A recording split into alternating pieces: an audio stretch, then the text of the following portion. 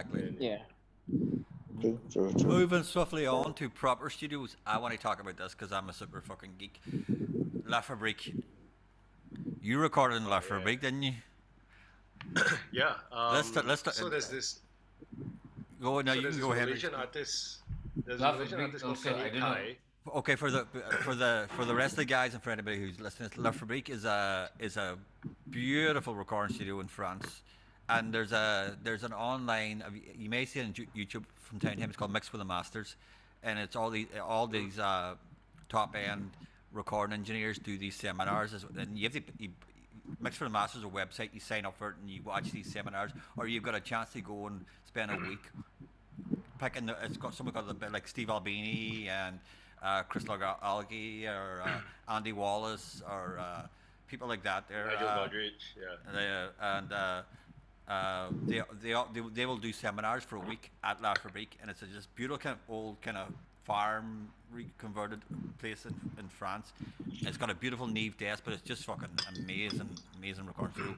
And we're all anybody who's into recording or mixing at all sees La Fabrique and go, I'd love to be there. And John's recorded there, so like as a geek, I want to know about La Fabrique. Sweet. Nice. Nice. Yeah. So it's in the south of France. So it's in the countryside, and it's really beautiful. And then the studio is made up of 3 chateaus, right? So it's huge stone structures, right? And one of the chateaus were not being used at that time.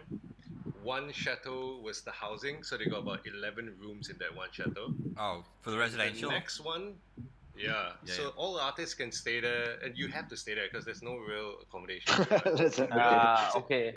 It's in the middle of nowhere, literally, right? And the main chateau is where the studio is, and it's such a weird space, man. They used to make fabric. Yeah, they used to make fabric back in the day, right?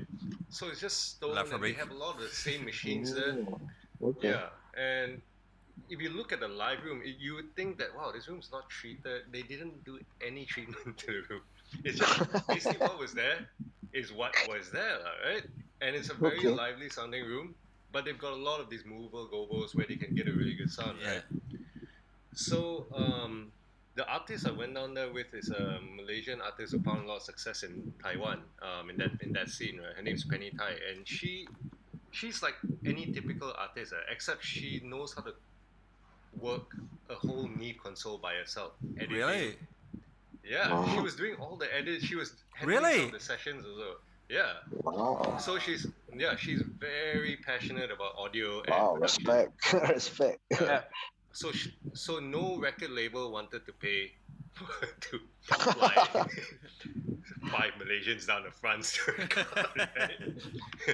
So she funded the whole thing herself. Paid Wow. everybody's fees, paid all the accommodation, everything. She paid the rent for the studio, just so it was for her upcoming album. But it was also like like how some ladies like to buy expensive bags. Yeah. She likes to record at nice studios. Okay. Some luxury there lah. Yeah. So we arrived there.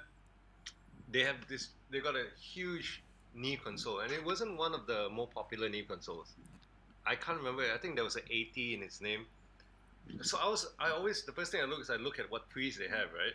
And they've got this original Neve 1073 pre's, like the original ones, Yeah. all racked up. Yeah. And there are 8 channels of that, right? I think each channel is what, like $5,000 for one channel. Well, if it's the original with the double transformers in and out, like you're going to be talking about 4,000 or 5,000 quid. Yeah. Yeah.